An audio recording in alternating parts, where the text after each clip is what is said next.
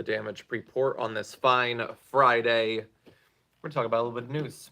And that's just on the pre-show. Got a big old show coming up later on. We're going to be talking about day 4 of the speaker drums. Will we hit the baker's dozen of failures for Kevin McCarthy to become speaker? I think there's a chance. We're going to evaluate Donald Trump's current chances because he's been like subtly pushing for this on True Central. So we're going to be talking about that. Actually, I have a TikTok up about that right now. TikTok.com/John Idarola. We're putting up content, by the way, at TikTok.com/The Damage Report as well. So you should be following both of those accounts. We've been having a lot of fun with trying to figure out the whole vertical thing. Like, how do you do your thing and get all the graphics and everything? Anyway, it's a lot of fun. But we've got Matt Gaetz maybe leaving Congress. Fingers crossed on that one. And we also, of course, will be doing our Garbage People of the Week. Thank you again to Droopy Bosoms Dragon for this. So let's jump into some news. Hit the like button if you haven't already. We're going to jump through our numbers, including that we are half a cent up average national gas prices from yesterday. That is unfortunate, of course. And with the COVID numbers, we're back around the mid-60s. So the unfortunate thing is that everything is sort of ticking up a little bit. They say the cases are down slightly, but we are at a solid 16% test positivity rate. You can see that the numbers of deaths are going up. Let's see, we're at January 6th. We're almost 2 weeks since Christmas. So I guess this is when you would expect it to start going up. Maybe one more week too. Fingers crossed that it's not going to skyrocket too much. Okay, a couple other small pieces of news I want to make sure that we talked about. Okay, so the FTC apparently has reached a settlement with 3 different companies that made their workers sign different non-compete agreements when they signed up to work for them. Some of these were so devastating. Prudential, for instance, they threatened workers, including workers making very low wages, with a fine of $100,000 if they work for one of their competitors over the next 2 years after leaving the company within a 100-mile radius. So I guess you really got to move if you want to, work in the field that you're trained in, that your education is in. And this is a necessary requirement to get a job that doesn't necessarily pay well in the first place. And if you do that, if you sign that, don't you dare ever leave your position. So that's insane. There are other non-competes that aren't necessarily as terrible in terms of the fines, but they can still block you from working in that industry for some time. So the FTC has reached agreements on a few of those. They just yesterday have proposed banning the process, that mechanism entirely, not allowing those non-compete agreements to be enforceable in the first place. I think that would be a great idea. But look at this though. We know that at least in the last few years, there's been a little bit of additional power that workers have been able to get, both in terms of these unionization efforts that are going on in a lot of different places, and also the fact that these companies need to compete more than they already will. The Federal Trade Commission is the FTC. Apologize, I should have defined that the first time. So you can expect that as the power of workers go up, there's going to be more and more pressure and emphasis from corporations to try to get power back through whatever mechanism possible. And so anything they can do to legally lock people in, restrict their choices, restrict their freedom, they're going to do. So this is 3 different companies. We're going to see if they do go broader with the FTC and maybe apply this more broadly. Here's one little tiny bit of good news. It's the sort of news that we don't generally do full videos on, but I still like it. So Joe Biden just signed a bill intended to lower the cost of calls in prison when they're calling their families. And how much do those normally cost? Well, it very much depends on where you live. Up until now, in New Hampshire, I believe 15-minute phone call was 20 cents, which is already, it's 15 minutes. It's a goddamn phone call. We've had technology of telephones for a very long time. I feel like that's already too expensive.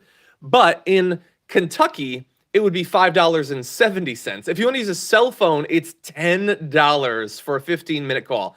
Absolutely insane. And this applies to more than 1 million people. So they are going to be locking that down.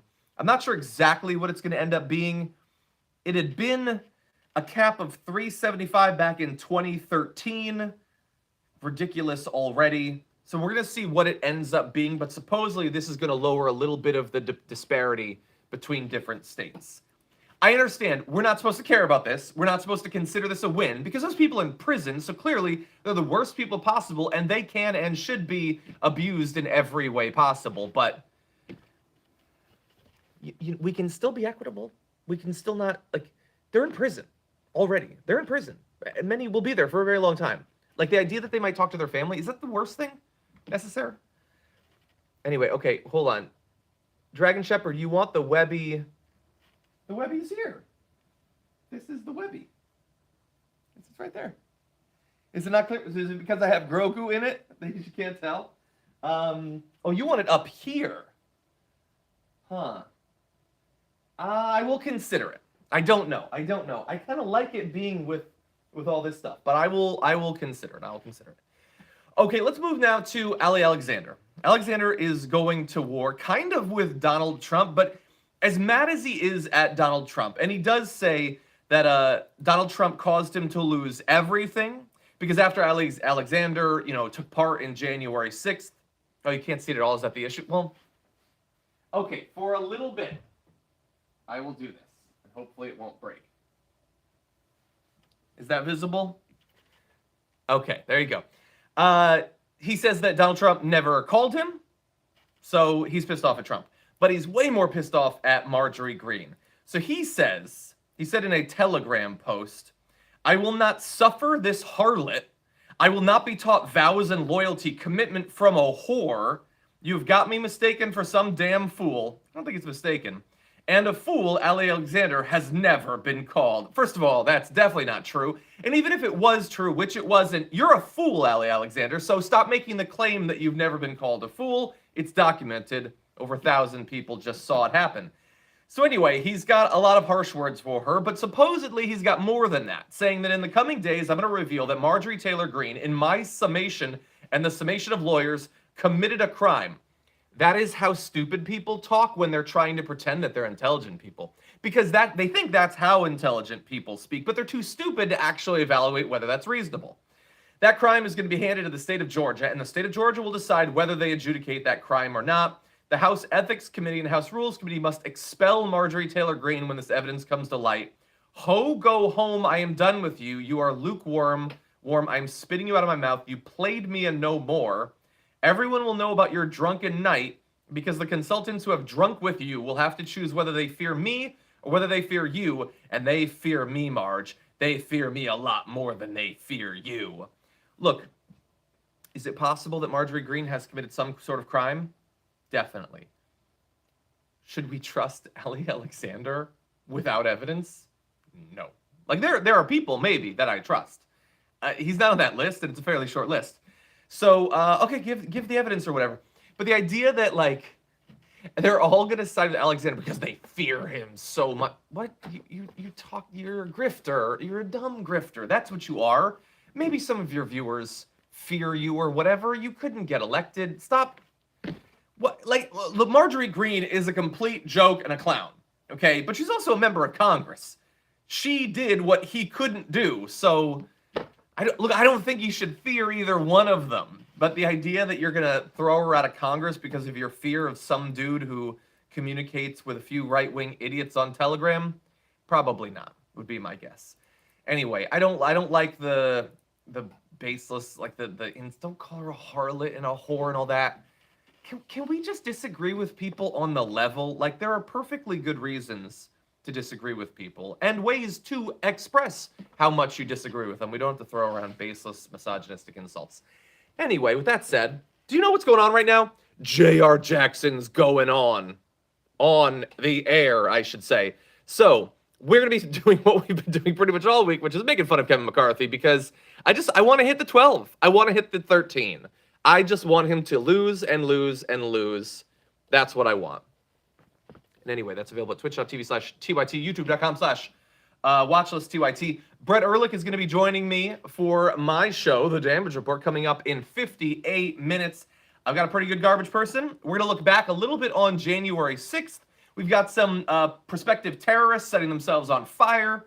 So, you know, that's going to be fun. George Santos's very bad first week kind of in Congress. So I hope to see you there. Hit the like button on the way out if you haven't already. Oh, go check out the TikToks at John Adarola and at The Damage Report, and I'll see you soon.